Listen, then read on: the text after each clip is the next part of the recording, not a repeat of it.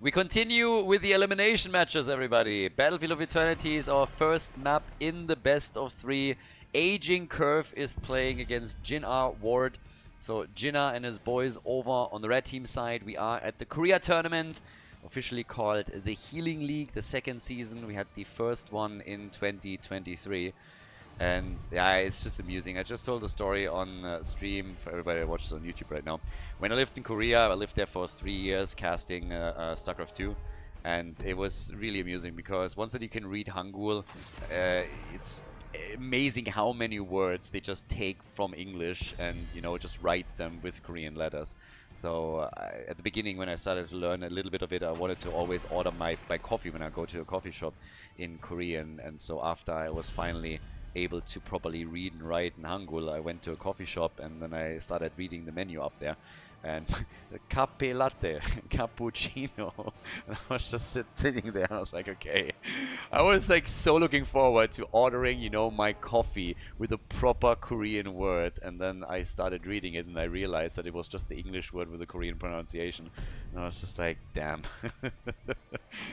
So yeah, when they started this game up, they were like, countdown. And I was like, okay, yeah, we're about to start. Anyways, we're in the lower bracket, in the losers bracket. We have more best of 3 matches right now. The tournament has been a blast, an absolute blast. So many games that went down to the wire, that went down to the final map. We had comebacks, we had core rushes. I mean, we had pretty much everything here. And so many players that just got revived for that. So now we got Aging Curve and JinA Ward. If you would force me to name 2 teams that are probably a bit on the lower end of the top 8 that we currently have, I might name these 2. I have a bit of a tough time to really determine their power levels. We had some upsets already in the first round of the winner bracket, but Aging Curve against JinA Ward, this is going to be an interesting one for sure. Thrall as an opening, plus Greymane. No Hanzo, by the way, on Battlefield of Eternity is kind of wild to me. Vala still gets a high priority ban, but it's still kind of interesting that Hanzo has so far not been banned out. Sonya is also a very curious ban. It's more of a preference pick for Aging Curve, I would assume, than anything else, because she has kind of disappeared out of the Korean meta. If you compare previous tournaments that we had on the Korean server, Sonya was a staple. So she is really dropped in priority, and I haven't seen her played a single time, I believe, in this tournament. And now she gets banned in the first position. So there's clearly some preference pick for the blue team. But yeah, we'll see. For now, final ban. They banned Trash Tannis. Alright. Yeah, there are definitely a lot of preference picks that are currently getting eliminated in the bans, and also some that we've already seen picked here. Again, a Thrall priority 1 pick doesn't really make a whole lot of sense given what we've so far seen from the meta on the Asian server here. But yeah, so Anduin plus Genji, likely the light bomb engage. I say likely because Anduin has, even with Genji on his team, sometimes still played the bubble. They're going back and forth between the 2 talents, but Trash Tannis gets banned. We have Sonya banned, so a lot of side laner focus here on the bans. 4 of them have been taken out.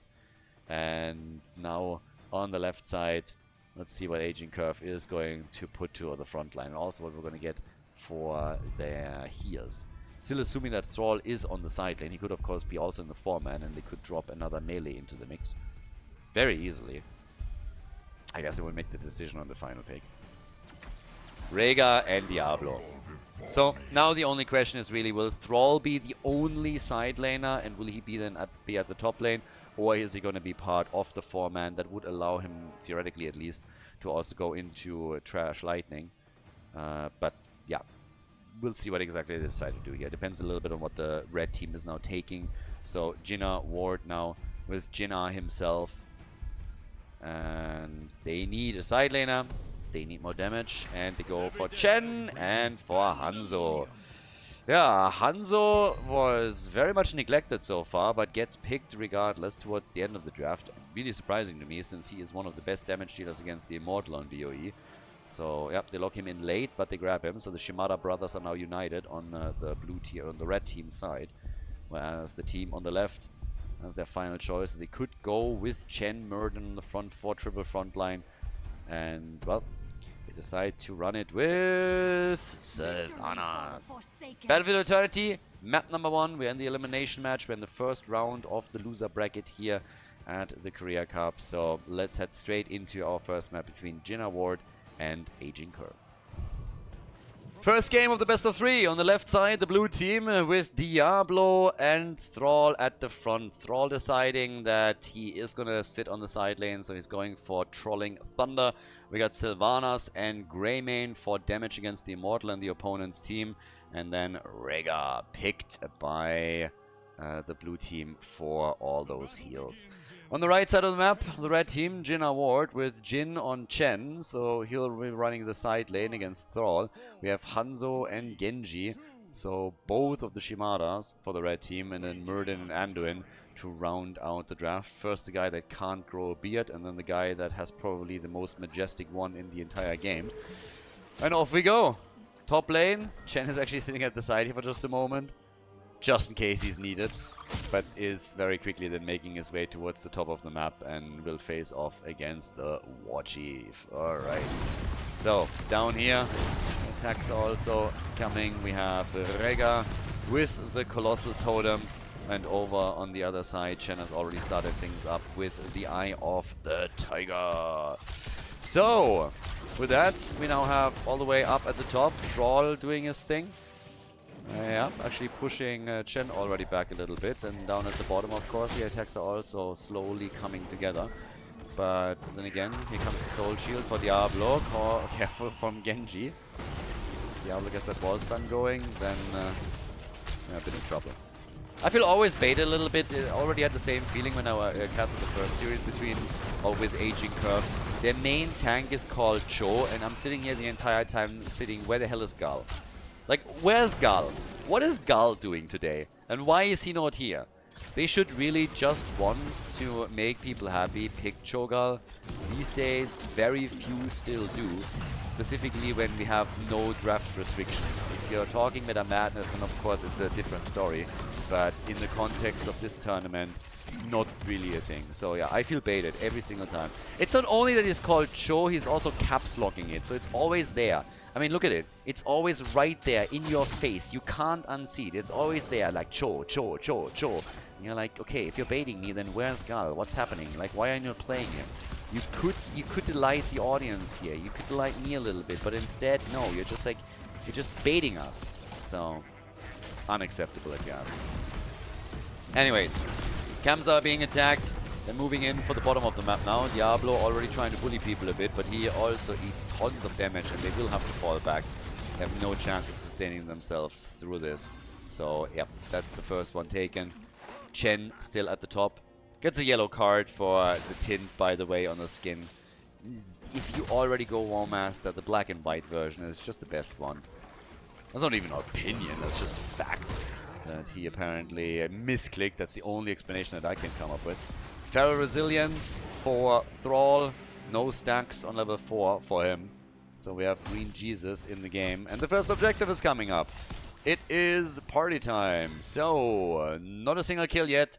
Camps get taken, and now we're off to the races as the Immortal is about to spawn.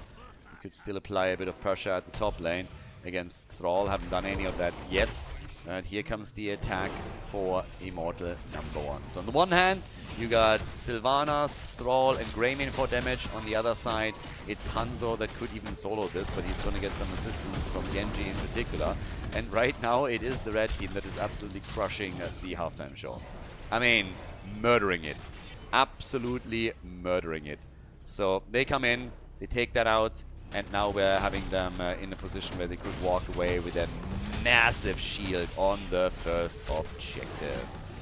Yeah, and they're nearly getting there. So, first one is gone. And the shield got reduced to 50%. So, kudos to Aging Curve to at least being able to stop the bleeding a little bit, or to limit it. But they're going to eat a lot of dirt down here. That entire wall is going to fall apart. That's going to crumble for sure. And the only question that remains is, can they damage the fort itself? Not 100% certain on that just yet, but time will tell. Depends a little bit on if they can push some of these defenders back. Specifically, of course, Greymane before he makes an engage happen. But the first tower is gone. Defense is not too shabby. Here comes the play. Ah, Mirrodin jumps out and gets saved by Anduins. They went for the double here. Some damage on the fort, absolutely inevitable, but it's not going to result in the aging curve losing their first structure. They actually defended well. Did a decent job on this, so well done. Level 7 talents kicking in for both of them. Anduin with a desperate prayer. Yeah, he's sitting there desperately praying day after day. Please God, make me taller. Please God, give me some strength. Anything, just to hold the sword. Let's start with that. But yeah, so far it's not happening. So he is getting very desperate at an aptly named talent for the hero. Shen, careful. Fat Illidan needs to be a bit cautious there. Hey, he's eating a ton of damage. He's really tanking them up. Look at this, level 7. Give him the axe. No Skullcracker in this case. Give him the axe as the choice for Muradin. And now the next play for the top side. Oh, it's a 5 versus 3 for now. Guys, you're a bit too aggressive considering that half the team is still not here. So I appreciate the aggressive sentiment behind it and that good offense is the best defense, but maybe you're overdoing it slightly when you're just YOLOing with 3 heroes into 5. So if the other 2 would have been a bit faster, this might have been an interesting battle, but as it stands, the red team can be quite happy that they got out there without actually losing anyone. So Illidan, Chen, Fat Illidan at the bottom of the map now. Let him eat cake. And starting to maybe do his thing. I would have loved if they went full Kung Fu Panda with some of his abilities. I mean, obviously, because of copyright restrictions, you can't do anything there. But like a little bit of a belly bump, for example, would have been kind of nice. Either way, he's already fun enough to watch and play, but as it stands, they are going to fall back and let the blue team take another camp down here. Instead, take the easy start into the objective with, of course, Hanzo just starting up right from the get-go. They're going to go for the halftime show again. Greymane now in Worgen form, whacking away and slowly taking this one too. And that is way closer than I expected it to be. They actually won it. Damn. Okay, with the early start and lead, I really thought that Hanzo would guarantee them the win on the halftime show, but far from it. Blue team is going to claim it from the looks of it. Hanzo's doing the best that he can, but if the blue team just coordinates their attack here, they should be the ones to walk away with it. The Shimada brothers not strong enough to win the race. And now, they are losing Chen. Chen is gone as well. Yep, first blood in the game. 7 minutes in, first hero falls. Chen is gone. And now the push at the bottom of the map that needs to be dealt with the mercenary camp. Thrall is moving in here, trying to slow down Genji, but the rest of the team is all the way up at the top. And now they're trying to repay them in kind. The problem here, of course, is that level 10 talent. So aging curve is not going to run a big window, but while level 10 is ready for them, the red team needs to be more hesitant. Which they are. But that gives them more time. And they have Sylvanas, of course, too. So here we are, quick hit, and that's going to be the end of the fort, I assume, if they move in at least. They have a 5 versus 4 going on for themselves right now. Yeah, okay, fort is gone. Genji moves top, or at least for a second was thinking about moving top. Hasn't really done it just yet, but it's a bit, it's getting a little bit wild. Okay, so down at the bottom of the map, here comes the next attack, and well, not sure whether they can actually go with this. Taking the camp is going to help them to push the bot lane out a little bit. The wall is open up, so if they are able to, for example, do some damage here, that would be nice. It's kind of funny to me that we are on level 11 and level 10 and we have only seen a single kill in the entire game, despite the fights that have already broken out and happened. So we have 13,000 damage for Hanzo, 13,000 also for Sylvanas. With them all centered around the top lane, this is going to get way more damage than it should. I'm a bit surprised. Red team needs to rotate very quickly. I'm a bit surprised that the blue team also doesn't try and slow them down. You don't even have to just kill him here, but like anything to just push Genji off the mount would have helped them to take the entire fort. They might still get it, but they would have guaranteed... Yeah, well, actually, they're still going to get it. Genji's a little bit too slow. So, yes, they could have slowed them down on the rotation, but more importantly, I'm a bit shocked to see that JinA Ward did not send anyone down sooner. So they lose that fort for essentially free, which is a problem, to say the least. There's 2 lanes now that don't have a fort anymore for them. Not a spot that you want to be in. So, next attack already coming. Yeah, careful down at the bottom of the map. JinA is sitting tight. Yeah, what about Muradin? Okay, he's anchoring the play. Blue team is playing with... It's a weird one.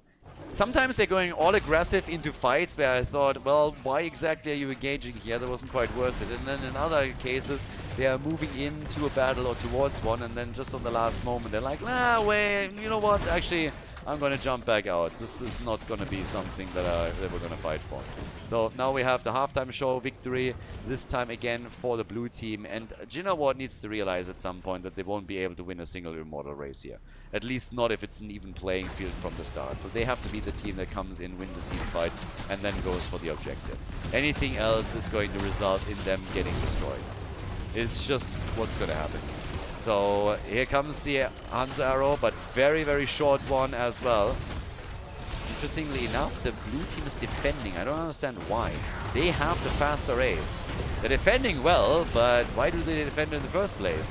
The Ancestral is in, Chen is down, now they're moving in for the next kill, and they're gonna get Muradin too. 2 heroes destroyed, Diablo attempting to move in to make it 3, but can't quite make that work. But as I said before, they could always go for the race. They have the much higher damage output on the Immortal, thanks to Greymane, Thrall, Sylvanas. So them starting to go for defense does only make limited sense to me. Now they have a talent advantage on top of that. Thrall in this case has decided that he wants to go into Frostwolf's Grace. By the way, one of the things that I have to rant about a little bit is also his level 7 talent. Follow through, in my opinion, is an absolute trash talent. There is an exception, but generally speaking, I just don't see follow through as a good choice. If you go into Ancestral Wrath, you have a sustain, you have a nuke against high hit point heroes to begin with. So you have damage, you have more sustain, and it is just the choice. If you want to go into follow through, you can still do that, but then at least change your level 1 talent and go for your double hit, because that allows you to get an additional ability through, which will trigger the level 7 extra damage more often and more reliably. Even with that, you still have to have great mechanics and a lot of team fights where you can then get value, but picking Trolling Thunder and then going into follow through is, in my personal opinion, really not a good choice. We've seen that over the last 2-3 years a couple of times attempted, and it never really did a whole lot, which always resulted in it falling off again and then people going back to Ancestral Wrath. But if you go for it, then at least go for the Echo there. So, a bit of a strange one if you ask me. And again, even in the best case scenario, you need to have very strong mechanics in order to make those plays, and very, very, very few players that I've so far have seen try this. Even in the days of HGC, where it was played once every couple of months, it didn't really do a whole lot. Much stronger, easier, and also giving you sustain with Thrall just going into Ancestral Wrath. That being said, Thrall, of course, still one of the top damage dealers for the team, together with Sylvanas. They are the ones that keep poking the entire time. Greymane is a bit lower, but you can see that he's been spending a lot of his time also during the objective phase to go straight on for the objective. So one of the reasons why he doesn't have an insane amount of hero damage. The roles are shifting just a little bit differently for the two of them. Chen moves in, and he's not the only one. Once again, the team moves over, and since Thrall is sitting at the top lane, yeah, he couldn't do a whole lot there. So either way, we have 3 kills to 0 now, and the camp is getting attacked over on the left side as they're trying to get the pressure applied at the top. Catapults are of course now slowly starting to become a bit of an issue as well.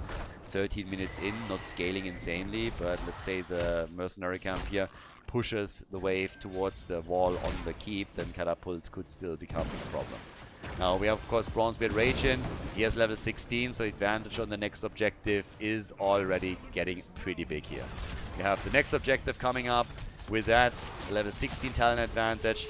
Yeah, but the red team is in position right away. Once again, the race. Guess who wins it? It's the blue team. And now they can do, I mean, essentially they can do whatever they want. They can force the fight with a level 16 talent here, or they can just simply decide that they go for the race. And now they're in position to do exactly that. Both teams are going for it, but it should really be a quick victory for a Jing Curve on this one. And they are the ones that have 3 kills to 0 right now. So not a single kill yet for JinA Ward. Not one. Push at the bottom of the map. They're late to the rotation too. So even this keep is taking way too much damage. I mean, damn, this is getting dropped so quickly. It's now down to 25% of its hit points, and they're still pushing through the top here towards the top lane. So, yeah, tough times. 22,000 damage for Hanzo, 20,000 damage for Sylvanas. They have some of the heroes down at the bottom of the map. Thrall, for example, they want that keep, and they have with the push at the top a chance to even take 2. It's a bit unlikely that they're going to get both, but 1 keep should fall, specifically since they're now making a clear decision to go for the one at the bottom of the map. Really? You're not taking it down? Catapult? 1 more hit? Thrall is gone, but the keep is destroyed, and even at the top it's taking damage. So 1 keep destroyed, they sacrificed Thrall for it. That's totally fine. That was also, incidentally, the first kill for JinA Ward. And at the top, yeah, they're just falling back for now, taking it a bit easy. Both teams now on level 16. That's, of course, some pretty important talents that they were able to get. Final Cut is in, Glyph of Faith is in, and Stone Form for Murden for even added sustain that they're going to have during all of this. Bit of a look also at the experience distribution, highlighting that we have, in regards to mercenary experience, a significant lead for the red team. But they have not taken out a single fort yet. Not even one. So, what can they do on this one? Can they finally push in? With Thrall now coming back, he could join the fight at the top and turn this to a 5 versus 5. But with the camp that they claimed, now a chance to maybe take a fort out. They're not quite there yet though, so they're not able to take that fort apart.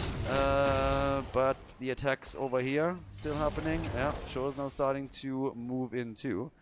And we have in the meantime, yeah, the quick play made towards the bot lane as they're trying to push this out. There is still in danger that they are losing the next keep at the top side. The blue team is now pushing for it with Greymane in position and Sylvanas. They can do damage here. The arrow is missing. The light bomb connects at least with 2. And it's the end of Rega. He has no chance to get his Ancestral out. The stun was just too well timed. And that is that. Next quick hit is coming. They're making their plays, and things so far are looking damn good for them. So as it stands, 3 heroes down, and all of a sudden, JinA Ward with some pretty nasty moves here. So yep, job well done. Really well played. Nice little move. And with that, we're now having them in a position where they can start to make a couple of plays on this one. Go for the objective, maybe push through a few of the forts, and start to take them out slowly. 3 kills, 2-4. So, yep, stuff is looking much, much better for JinA Ward now all of a sudden. They had problems getting even a single kill, and now they are all of a sudden in a situation where they might just be able to turn the game around. But they have to, of course, do lots of damage because they lost the keep, they lost their forts. The topside keep is also in trouble, so that's another one where they lost tons and tons of hit points. It is a bit of a tough spot for them either way, but they are going to be trying to bring this back. But in order to do that, they need structure damage. They need to take some structures out. It's the only way how to pull this off right now. So 19 versus 18. They close the experience gap a little bit. They have Chen at the bottom of the map to deal with the situation here and see what they can do on this one. And all the way up at the top, yeah, with level 20 soon coming in for both of the teams. This is where the push is now going to happen. Chen is the one that needs to defend the bot lane, and since there's 2 camps that he needs to deal with, this is going to take him some time. So the blue team has a numbers advantage at the top and will have it for quite some time, but I think it's going to be JinA Ward that gets the first level 20, since Chen is still soaking at the bottom of the map. The fort is gone pretty much immediately, so saving the fort is not an option here. They are flanking in on the side, and they get the kill on Hanzo. Oh, that one was so important. Getting Hanzo, that was big. Ancestral is out, they're chasing, X-Strike comes in, Greymane wants the kill, he gets the kill, and they're going to try and go for the game here. This is obviously going to cost them the keep at the top, but now they should go for the core. Yeah, they should go for the core here. It's 3 defenders right now. They take the keep, they want to go for core, and they have to start racing it, because if they're not sending anybody back right now and don't go for the core, then the Immortal's going to end the game. This Immortal can win the game. 100%. So they are forced to make that play now. And Chen already kicking it up. Guys, they gotta race it. They really gotta race it. They're gonna lose the game now. If they don't go for the core here, they're gonna lose the game. They're trying to rush it. I think they might be too late. It's a core race, and they're gonna lose it. They're actually gonna lose it. The Immortal ends it, and that is it. Win-yen time. JinA Ward with the lead in the best of 3. You gotta be kidding me. Before we head into game number 2, make sure that you subscribe to the channel if you haven't done it yet so you don't miss out on any future content here on Khaldor TV. Well, that's one way to lose a map. JinA Ward wins the game. The Immortal that they have takes the core down, and aging curve. I mean, I don't know what exactly the aging curve entails. Maybe it's also a bit of a vision problem. I recommend glasses because whatever happened there, either they didn't see it or they just underestimated it and didn't realize how late in the game it was. But I called it already as the Immortal was moving over. They had so many options there. They could have just decided, okay guys, let's defend and then we push. They could have gone for keep and then fallen back and defend the Immortal. But they thought they could go for core. And I agree, they could have gone for core. But given the situation that they were in, they needed to be more decisive in pushing for the core directly and not waste their time playing with the few defenders that were still left. So they underestimate the power of the Immortal, lose game number 1, and JinA Ward turn a game around that they had no right of winning. I mean, none whatsoever. So now we're heading into the second map. We have good old Vikings banned out. Sad. Every time I see Vikings being banned, I'm just like, we could have seen them maybe. Sylvanas gets also banned, but... Oh, and Abathar as well. Come on, you're denying all the fun here. What the hell is this? That you get by in the Vikings? I can maybe not accept that. But now you're banning out Abathar too? Damn. I think it's time. I think it's really time for Aging Curve to pick Cho'Gall. It has to happen. They've been teasing it with the name of their main tank already since the first game that we casted from them. And it has to happen eventually. So, yeah. Anyways, just all jokes aside for a second. If I'm on the blue team, I'm a little bit annoyed right now. So I'm not quite sure how much it's going to affect their play. But they got to step it up. I had high hopes that maybe Bala makes it through into the draft. But of course she doesn't. She gets banned out. And then we switch over. Different first pick for JinA Ward. So Dehaka comes in. We get a global for Cursed Hollow as our first pick. And now the first opportunity for Aging Curve to pick Cho'Gall, which is clearly their goal here. Kappa. Now we get Sonya. So remember, game number 1, Sonya was actually banned. And I've been talking in the first draft already a bit about how I think that a lot of the picks and bans that we're seeing between these two teams are targeting not necessarily just meta picks, but more so preference picks on the other side. And this kind of highlights that again. Once Sonya isn't banned, she immediately gets claimed, even though she doesn't play a big part in the Korean meta at this point, judging from the games that we've seen so far. And then for Cursed Hollow, we get, you know, Abathar banned out, we get the Vikings banned out. So clearly they know a lot about the other team and what kind of compositions they want to play and how they would like to just run the game, and they're trying to shut that down from the start. Genji and Diablo get picked. Decision making, game number 1 a little bit iffy. We will find out how it is in game number 2. My personal opinion, as I already reiterated on the last map, is that we have 2 of the weaker teams in the top 8. There were qualifiers before, so they made it in here, but if you compare them to some of the other teams, I feel like there is still a bit of a gap. Also, a quick reminder, guys, big shout out to all the Patreons that support this on Patreon.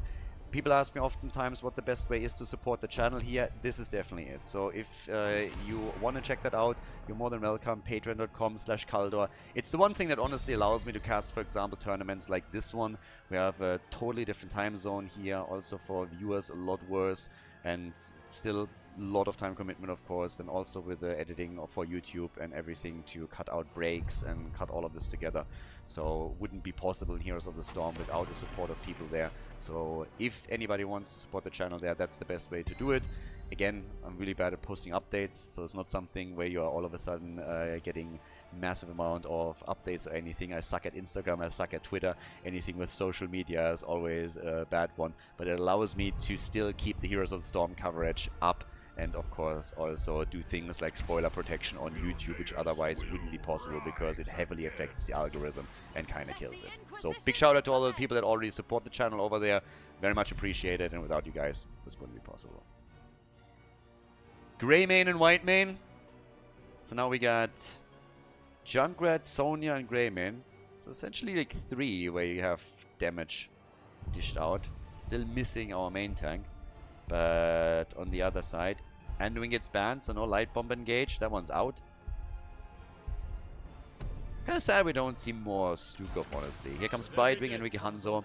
I kind of seen this before, especially when we talk about the 2 damage dealers. So yeah, they're going full HTC on us, full Hanzo Genji Cup. So even here in the Korea Cup, the Shimada brothers are going strong again over on the red team side.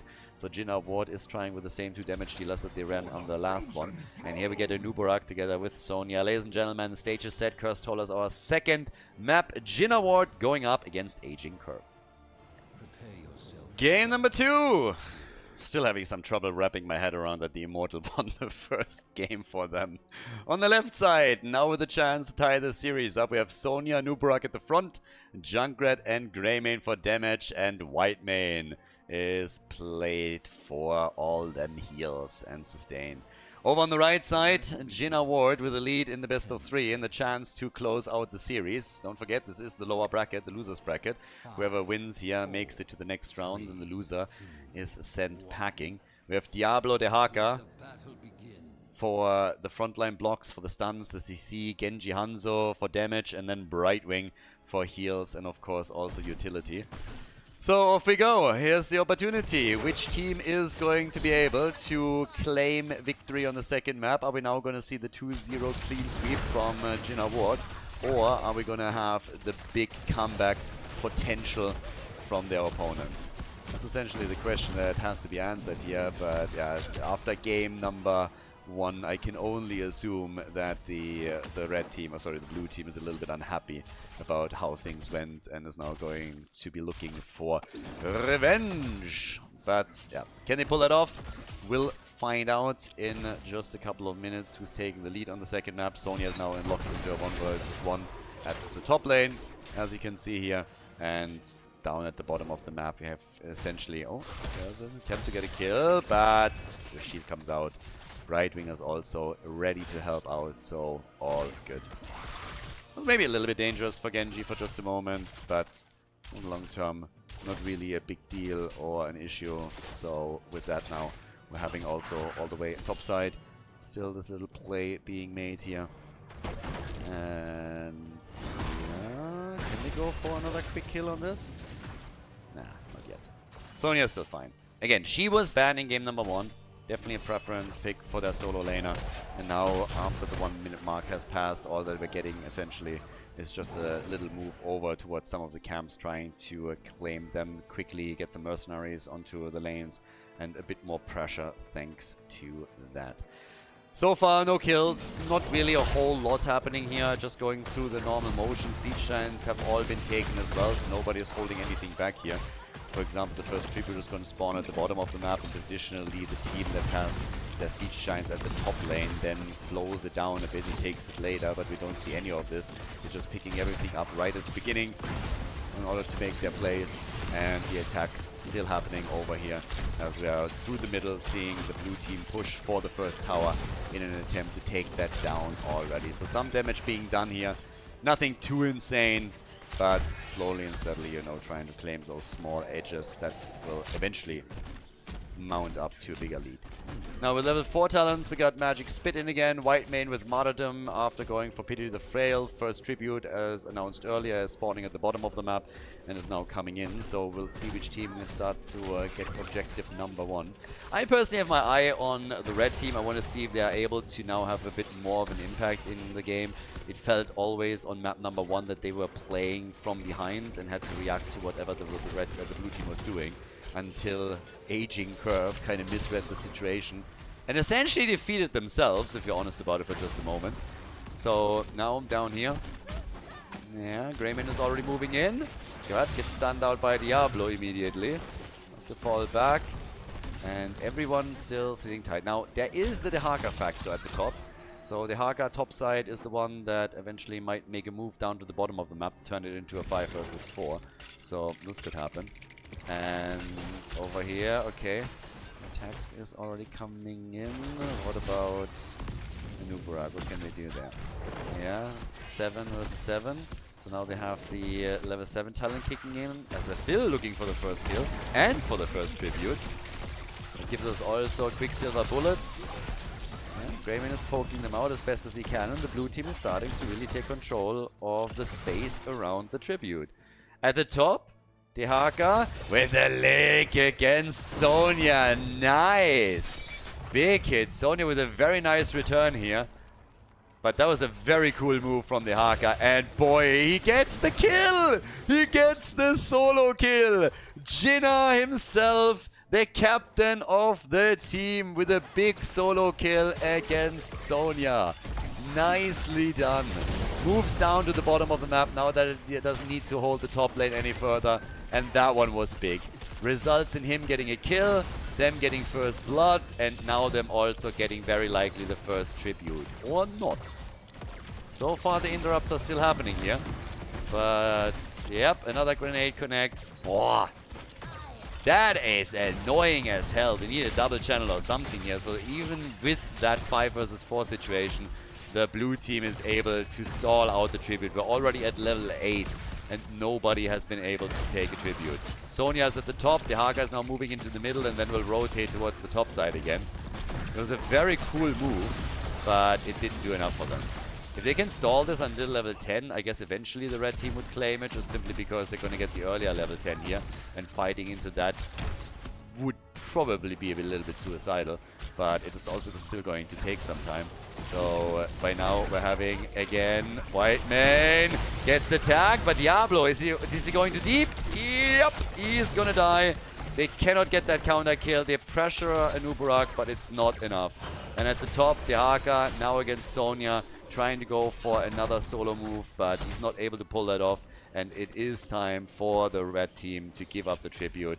There it gets channeled from Aging Curve, and they get the first one. Pretty annoying, by the way, for the red team, considering that they're about to hit level 10. So just a bit more stalling, and they would have been able to pull that one off. But as it stands, yeah, not quite. They got close. They got very close on this, but not able to pull that off. So, down at the bottom of the map in the meantime. Yeah, level 10 abilities are now ready for both. There comes the Cocoon. Wrath of the Berserker. Yeah, we're not getting any leaps in this game. Sorry, boys. But after we now have Lightning Breath in and the Dragon's Arrow, Greymane goes for the throat. Even against Diablo, not going for the bullet. Go for the throat for him. More interested in targeting, let's say, Hanzo. If he gets an opportunity. Kill for a kill. Pretty evenly matched here, at least for now. But Dehaka needs to deal with the Siege Giants at the top. Down at the bottom of the map, we go with good old boss attack. And only one team is making a play for the boss. The red team hasn't reacted to this at all. I'm not quite sure if they even know that Dehaka comes in. Alright, we know what's going on. And they immediately come onto Whitemane, but they cannot get their hit there. Boss is about to be taken. They weren't able to prevent it from happening, and now it's just a question of whether or not they can at least get a kill. So at least Sonya goes down. Boss is wreaking a little bit of havoc here. They can probably defend it fairly easily, considering that they have Siege Giants at the bottom of the map too. But yeah, only Sonya getting killed. A bit annoying. Nicely done by Aging Curve regardless. So the defense is going strong, but it can easily result in the blue team picking up another tribute. And this one, again, JinA should fight for this one. The position is just so good for them. The next one is going to spawn more advantageously for the blue team. So if you lose this one too, you are pretty much guaranteed to get cursed. So yeah, boss at the bottom of the map is going to be defeated in just a moment. They didn't lose the fort there either. Siege Giants really helped out with this one. Brightwing can move in whenever needed, but they're also taking the small lead experience that will help them to get the stats advantage that comes with level 12. And now they can start zoning them away. Eventually, it's likely that Aging Curve has to give up on this one. At least what I would assume, but yeah. Still attacking over here. Careful, and it's just so many interrupts. I mean, Junkrat in particular is such a nuisance in a situation like this. Diablo attacking again. 16,000 damage from Hanzo, 26,000 from Greymane. Kind of ridiculous how much damage he was able to get out. They're going for Diablo at the front again after the Riptire was used, but it's Joe on Anubarak that might be in trouble first.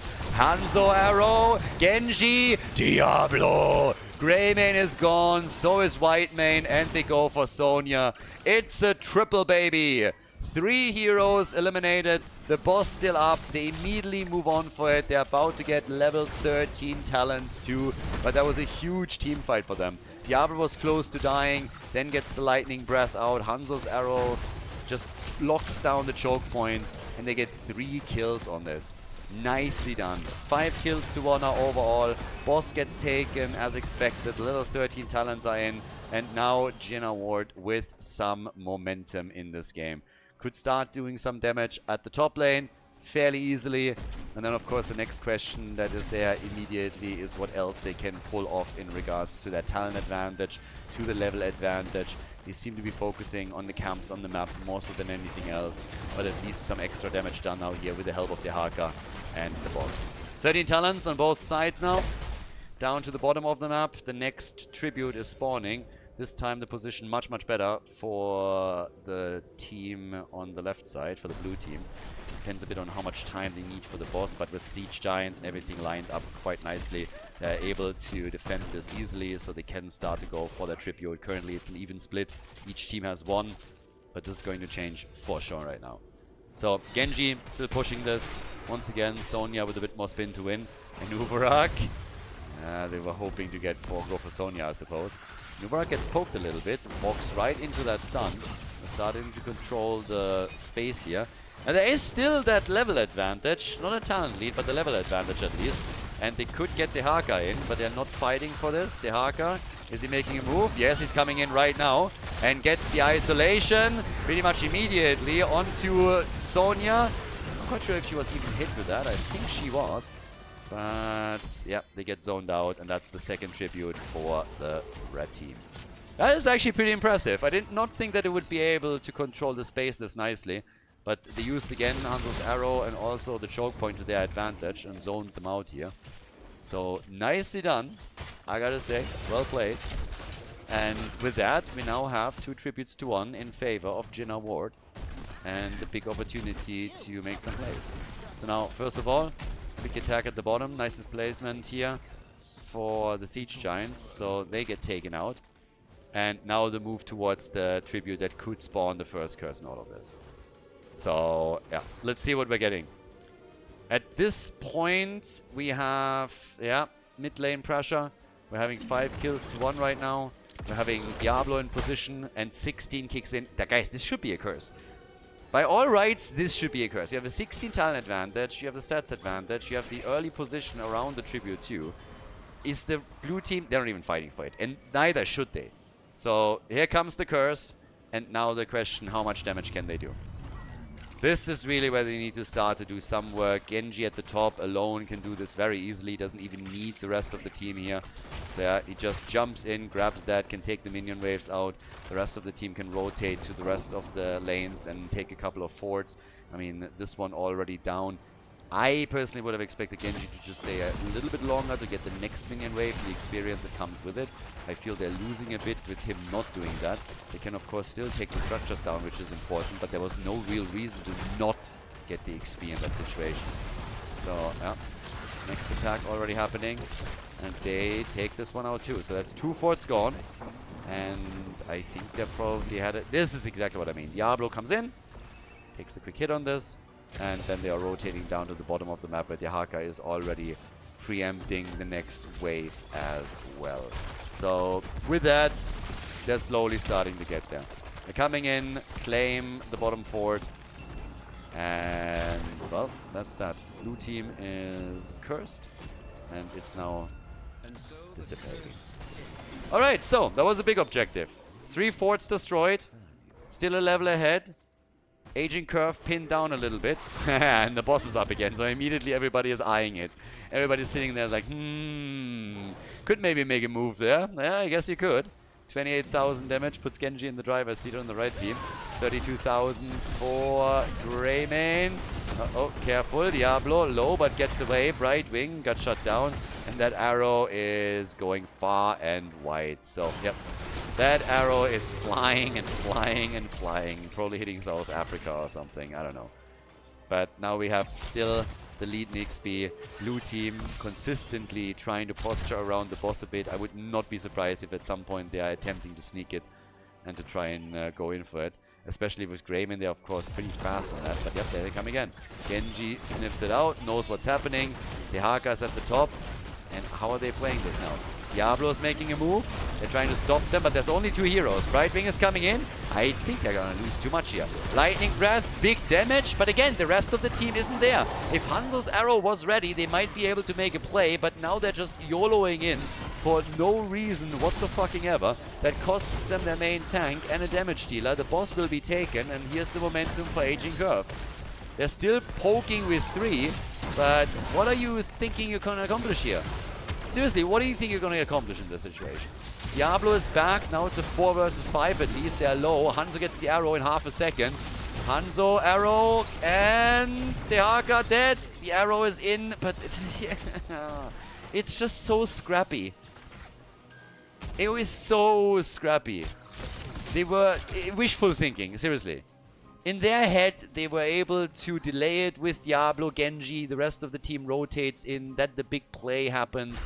And now instead, they give up 3 kills and allow the opponent to take 2 bosses. That was just... yeah. I don't like the decision making in these situations from them at all. I think you can fight for that boss. You can try to delay it. But committing that hard is a mistake, and then afterwards to even lose Dehaka, why? If you only lose, I don't know, Diablo, and you know he comes back because he had the soul stacks, then you can at least wait for Hanzo's arrow and make a move there. But the situation was just so tricky, and now all the advantages that they worked for pretty hard by using the curse are gone. They are losing essentially every single fort with the exception of the one in the middle. It's 2 bosses that they have to defend against. So, not really a good spot for them to be in at all. I'm surprised. I did not think that they would play it this aggressively. Just simply because there was no need. There was absolutely no pressure. Even if your opponent takes that one boss, you're still gonna be fine. You're still gonna be okay. But they lost way too much. Now, it's 19.5 versus 19.5. This is a Curse Tribute with a very nice spawn for Aging Curve. And this is a fight that you are more or less forced into. With Diablo not having enough stacks right now. So that is another problem that they have at this point. Yup, that's gonna be more dangerous now. Let's see how they are going to decide to play this. They should get level 20 at least in time, just simply because they're running Dehaka. So this is for sure gonna help them. Yep, 20 is actually faster for them. So they have the early level 20 now. And once again the question of how much they can do with it. How much are they going to be able to pull off with level 20 here? Well, taking this very, very slow right now. For good reason, of course, too. Dehaka is still at the top. We also still push this out a little bit more. Everybody is angling just simply for position and for a chance to get a quick kill.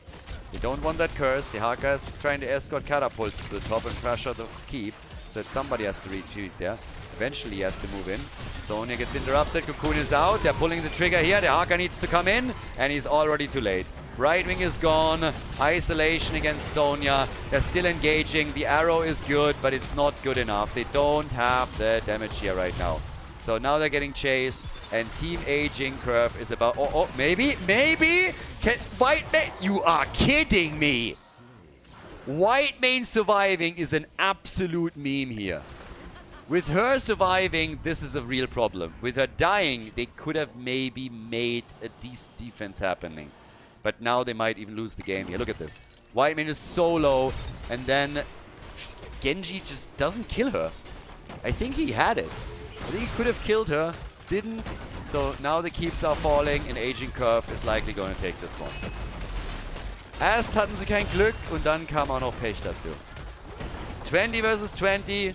47,000 damage from Diablo. He's the top damage dealer for the team. Hanzo is gone.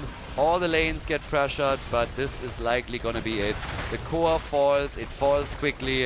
It seems like once again we're going to game number 3. Absolutely insane. One 3-mapper after another in this tournament. It's crazy. Aging Curve ties the series and wins Cursed Hollow.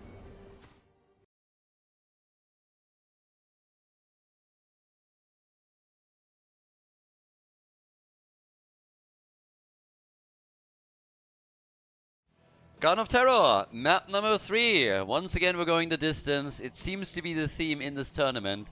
This is now the... How many games have I already cast in this tournament? I think this is game number 8 now. And out of those 8 games, I think 6, including this one, have been going to the final map. It's kind of ridiculous, honestly. It's really ridiculous. But it's kind of understandable. The funny thing is also in game number 1, it was JinA Ward that wins the game because Aging Curve makes a judgment mistake.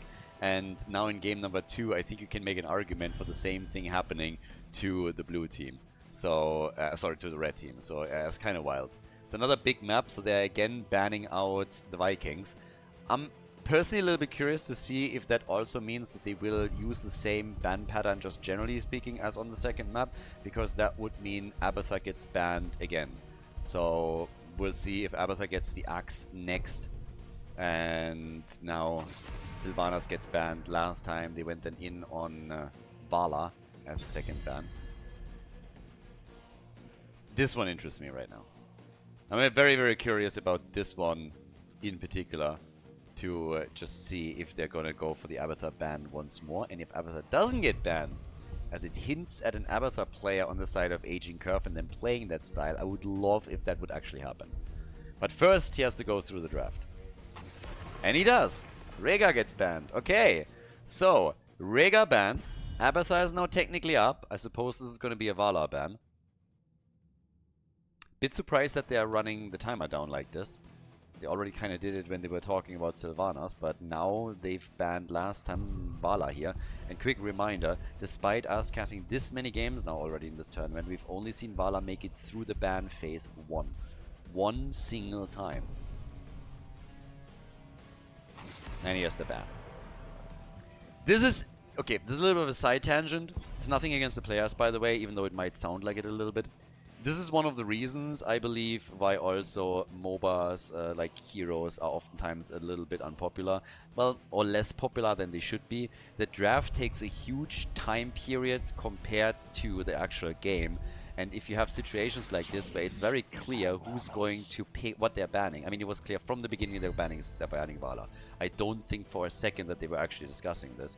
But if the players don't lock it in quickly, then the draft goes the main...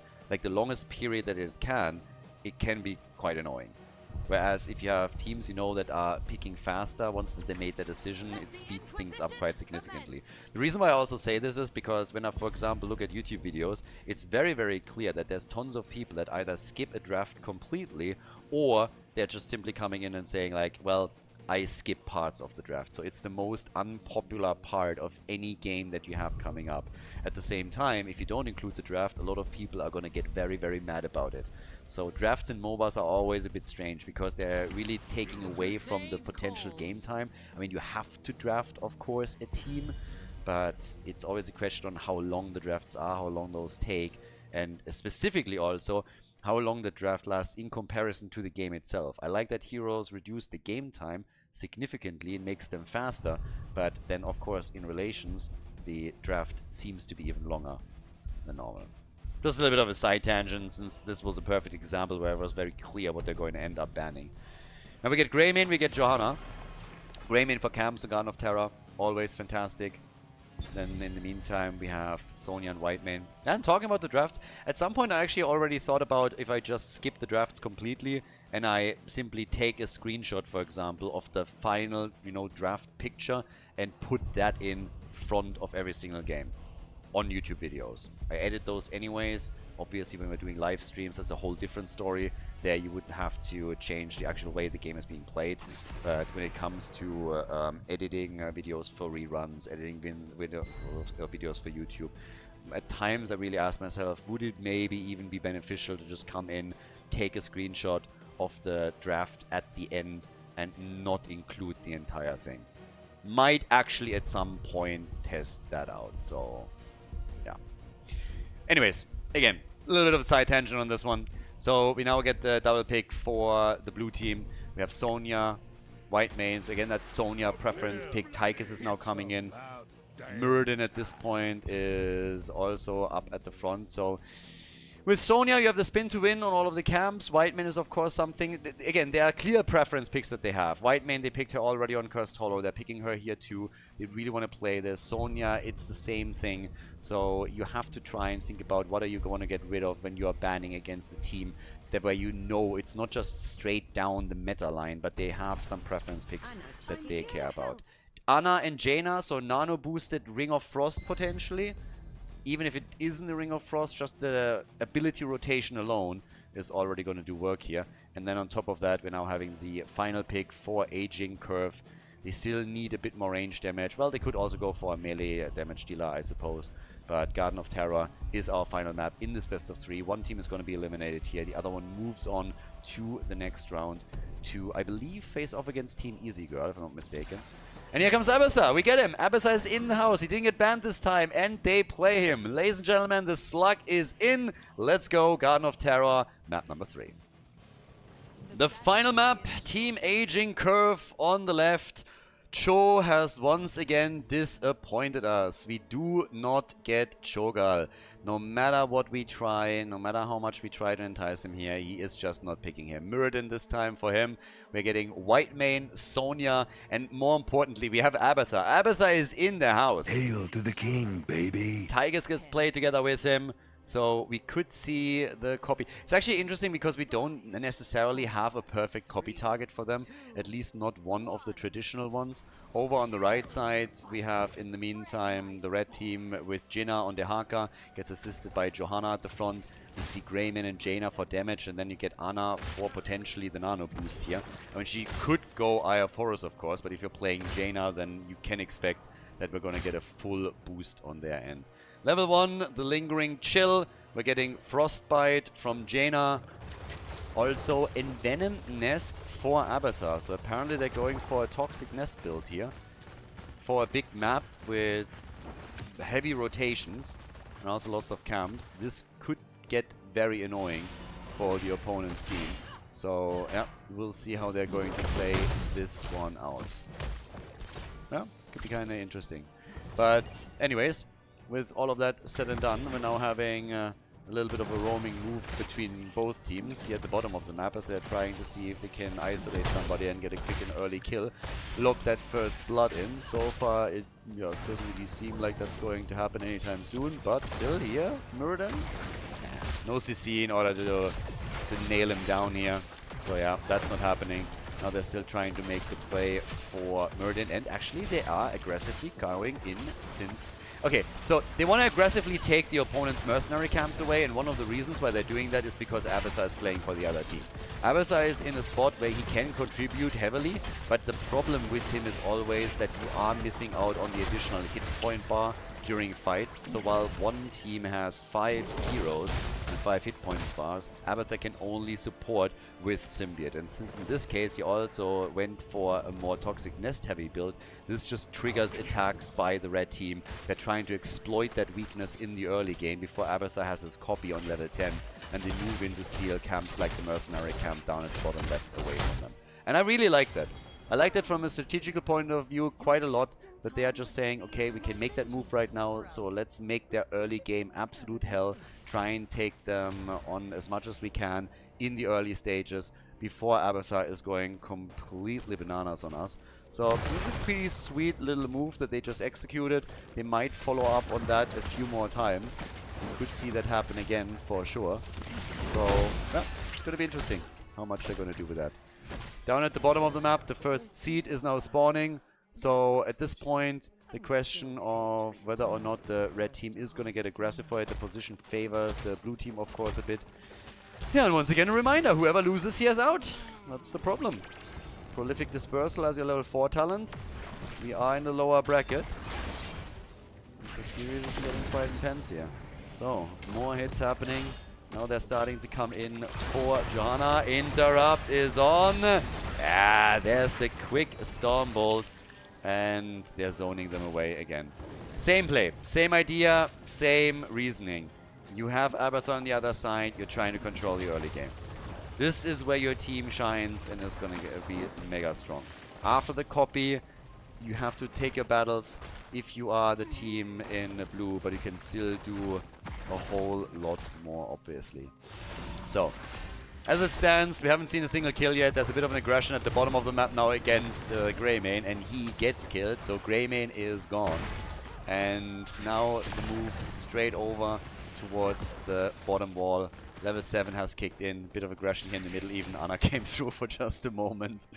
Yeah, aiming for that Abathur kill, huh? Sniffing out where he is, but yeah. If it was JinA and she just unleashes a combo on the other side of the wall, then maybe you can make a bit of a sneaky move. But Ana herself is not going to have any massive impact. So now the second seed coming up. This one should go over to JinA Ward as well. We have Ana in this case now with the anti-healer as the level 7 talent. Intercession for Whitemane, of course. And a quick rotation of abilities at the top from JinA to burn this wave down. Still, the Toxic Nest build continues. Vile Nest is in, so they're gonna make this very annoying as much as they can throughout the game for them. Grenade build for Tychus with Master Assassin picked for mainly Odin. And now the chance to get that second tribute, which eventually they should be able to pick up. So they should be able to grab this one. I'd be personally quite surprised if they weren't able to move in and take it. But blue team wants to delay for as long as they possibly can. Also because they're worried about the third one. If the third one spawns too early and they don't have level 10 yet, then it becomes a problem. The more they can interrupt here, the better, the longer it lasts. And they might just be able to then get level 10 and fight properly for the one that would also spawn Garden Terrors. So here we are. They already got level 9, they're a little bit ahead in experience. The Haka is controlling the side lane and is doing his move right over here. And then over in the middle, yep, you still have Muradin plus Abathur sitting tight. They're coming in again to steal another mercenary camp away. Because they can. Simple reason. Just because they can. Muradin can only watch 3 seconds for the next camp. And now we have, of course, again, the tribute. And they are going for the next camp. They are realizing that Aging Curve is not on level 10 yet. They might not be able to go for the seed, but they should have enough time to take the camp here. So that is the thought process behind it. And the blue team, apparently, in this case, is willing to fight it. I'm not sure if that's a great choice. They get Greymane, though. The camp is taken. Greymane is gone. Can they get a counter kill? They're going for Muradin for just a second here. Yep, but now level 10 abilities are ready, and that of course flips the fight very quickly against the red team, so they lose Johanna too. They take the camp, they will lose that seed. That was kind of baked into the decision making already. I guess that they would have loved to get away here, but yeah. Water Elemental, Nano Boost, Greymane goes for the throat, and I would still think that we're getting Blessed Shield for Johanna, but we have seen 2 Falling Swords already. Against Whitemane, maybe they decide that Falling Sword is the weapon of choice. But no, it is the Blessed Shield. Blessed Shield is again taken. Up at the top, the Haka still playing against mainly Abathur here. And it's a pretty interesting battle between the two that we're now following there. 3 kills to 0, of course, makes it sound very one-sided for Aging Curve, but it comes down to who is dominating the next few objectives here. And I can give you a bit of an idea about the mercenary experience now too. Just look at the difference. They're more than doubling the mercenary experience. 3,000 against 1,150. So nearly tripling it here. And that's because they continuously invaded the opponent. It's really the minion experience, and that's partly what Abathur has been contributing, where the blue team is doing just a little bit better and is able to catch up and surpass them. And then of course the hero experience, thanks to that team fight that we just saw a few moments ago, that one has the biggest impact now on this particular set. The Haka could push those minions in towards the fort. Yeah, it would actually be going... Actually, if he can stay a bit longer, if he is able to get them another minion wave out, they could get that fort at the bottom of the map. Double channel is now happening, and I guess they're allowing it. Yeah, well, there's the interrupt. The Haka It's coming in. Alright, Blessed Shield misses. They're trying to get a kill. That drag doesn't. Whitemane goes down. That was well done. Very well done. After the Blessed Shield goes... after the Blessed Shield goes awry. There we go. They are able to get the drag from the Haka and then drop Whitemane. So the channel is happening. Greymane, they want Tychus. They took the copy out first. They can kill Tychus too, who already suffered a lot of damage earlier. Then even better, but it's the Haka that has some trouble here. They're turning it on Grey. Greymane turns it on Tychus, takes him, goes down as well. Muradin, he is dead. And that leaves only one hero plus Abathur. Abathur actually even moved into the fight for just a second. Wanted to go for some slaps here, apparently. Our man is eager. 3 versus 3 now, but the blue team is going to claim it. The level 13 talent advantage is just not strong enough for them to do anything. Abathur is doing it himself, so he comes in and channels it. He's just like, do I have to do everything by myself? Really? Can't you guys even take a tribute? Do you have to take this one too? And then he moves in and, you know, just takes it like a boss. 5 kills to 3. They are looking very, very powerful now, and with level 13 talents, we're also getting from Muradin the Bronzebeard Rage. Big talent for him, of course, for a bit more sustain around all of this. And Abathur uses Soma Transference to give the team even more sustain. So, the blue team is starting to take more control of the game. They're being more aggressive. They have the level 10 ability for Abathur. They're level 13. It's 2 seeds against 2 seeds. I think it's called Tributes again. Totally different mechanic. Totally different from Kappa. And now they go again for Muradin. Nice damage from JinA. I mean, she's really been burning them down, with the nano boots also helping out, of course. But it's the spin to win from Sonya that drops Greymane. JinA on 27,000. Sonya went too deep for the kill though, so Whitemane is gone. So is Sonya, and that should be Garden Terrors for JinA Ward. They're gonna get Garden Terrors here, but they also have to deal with those Siege Giants in the middle. And then on top of that, we have up at the top another set that is starting to damage the fort. So, yep, the Garden Terrors are definitely going to be very welcome for them. But the main question is still, how much damage can they themselves do? The fort at the bottom is a given that this is going to get destroyed. But what else is possible from their perspective? You want to get some extra experience. You want to take maybe the one at the top or the mid lane out. But the forts now. And even this... No, this one is going to be... By the way, one thing that we should probably highlight with the Toxic Nest build that Abathur has taken is also that he didn't pick Mule, therefore. So he went full in on Toxic Nest, including the level 7 talent, has not picked Mule, which plays a role, at least at the bot lane. The fort is destroyed, now the one at the mid lane falls, the one at the top is also going to go down. So Abathur is the last hero in the game that has Mule available.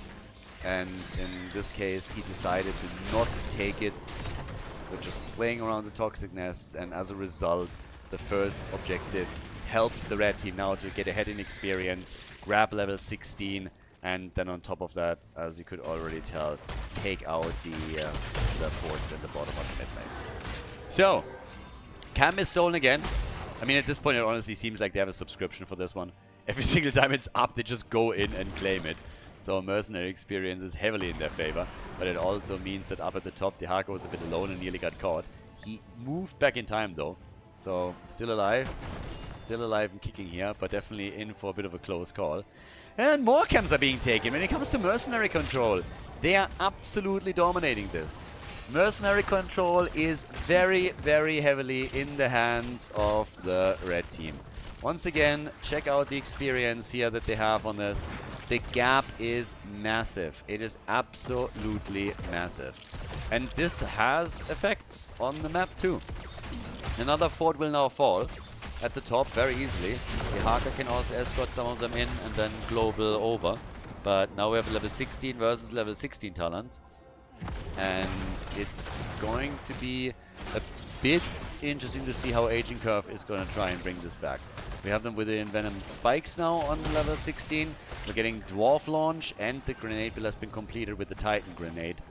But the entire left side of the map has essentially been painted red. This is the only camp on the entire map, well, this and the one on the right side, that has so far not been taken by them. If they are able to take both, And the entire map is just red. A sea of red against a small, little, isolated village over on the left side. It honestly feels like at this point they are just reenacting Asterix and Obelix. But, yep, they're getting every single one of them. The entire map is painted red, essentially. Now, if the blue team gets a seed, they will get Garden Terrors, but they're letting this slide. They're not willing to fight just yet, as it seems. Red team is now in full control, but they're not very heavily ahead in experience, just by a little bit. Passive experience increase is going to help over time. Them controlling the side lanes, of course, too. But Abathur is really doing a great job keeping them in a good XP position. But it is a weird game. We had some very awkward fights, a bit of back and forth, kind of scrappy. And now with 6 kills to 5, yes, the lead in experience goes to JinA Ward, but can they really bring it over time? Level 20, is anybody trying to wait for that? Are we going to see a play for keep soon? This is going to be a 3rd seed for Aging Curve if they grab it, and therefore the first set of Garden Terrors for them, if they're able to make that move. But if not, then we're having a 2-2 situation on seeds again. And a potential 2nd objective for JinA Ward. Jaina will be looking to unleash the full combo once that we have the nano boost applied. She's at 27,000 damage, Abathur at 40k. So yeah. By the way, 4,100 for Anna. 4,100 after 40 minutes. Mirrodin with a jump.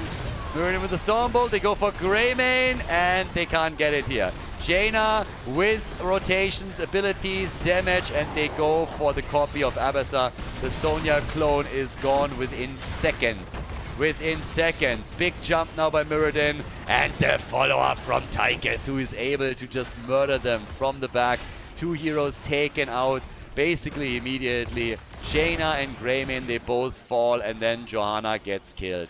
They can go for the seed right now, but yep, big damage, big kills, very important ones. Fully controlling the choke point with the AoE damage from Tychus. 2 fall, the 3rd one after that, and now they can finally get some mercenary camps themselves, and also with the help of those Garden Terrors, some structures. So it should allow them to take the fort at the top of the map, maybe the one at the bot lane too. They are going to try and do as much as they can right now to just equalize the situation.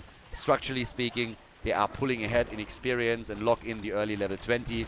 I don't think that the talent advantage is going to give them a big lead, because the red team is just fairly... Well, actually, it's half a level. That fight, if you have to defend without the level 20 talent, you know, this might still play a big role. So yeah, bigger than I expected. But now we already have 2 of the forts destroyed. The 3rd one's going to fall at the top. And Team Aging Curve, they might just have it here. They might just be able to pull far enough ahead that it's nearly impossible for JinA Ward to come back. Mirrodin certainly wants another kill. Jumped in deep, tried to go for it, gets completely locked down for then a second, but is able to make his way out of the fight. Oh yeah, this could have gotten awkward. But they go for the keep at the bottom of the map. They're trying to lock this one in. They should be able to claim it. Level 20 is now available also for JinA Ward, so they have the same talents at least. But the keep is still standing. There comes the copy. Double Sonya in the middle. Wall has been opened up a little bit at the top. The Garden Terror is still working it. But down at the bottom of the map, I think they will have to retreat here. I don't think they're going to be pushing for that core just yet. That would be asking a bit too much, if you ask me. So 9 kills to 5, 17 minutes in, and for sure we're now seeing Aging Curve in the driver's seat. A lot of toxic nests down at the bottom half of the map too. If you can bait the opponent in, of course, then great, but they just took the camp, so I don't really see a big reason for JinA Ward to go over there. Maybe if they want to rotate down to the bottom of the map to deal with them, but the Haka is taking the safe path, as you can see on the minimap. On the top side, more of the camps are about to be taken here too. But still, it's gonna get a bit wild on this one. 9 kills, 2-5. Team Aging Curve, if you talk about the last 5 minutes or so of the game, has definitely looked a lot better than their opponents in team fights and the way that they've been controlling the game. So now they are in the driver's seat and are making some very solid plays in all of this. But can they win the game? That's the question. Can they come in and take this entire thing? Because essentially, with one push at the bot lane, they might just have enough to go for the keep. They seem to always copy also Sonya, but I'm just looking at JinA Ward. I look at their combo and I think, hey, one team fight where all of a sudden there's a choke point situation and JinA Ward gets a nano boosted full rotation of Jaina damage through with Greymane following up on it. There is always a chance that the red team brings this back and wins it.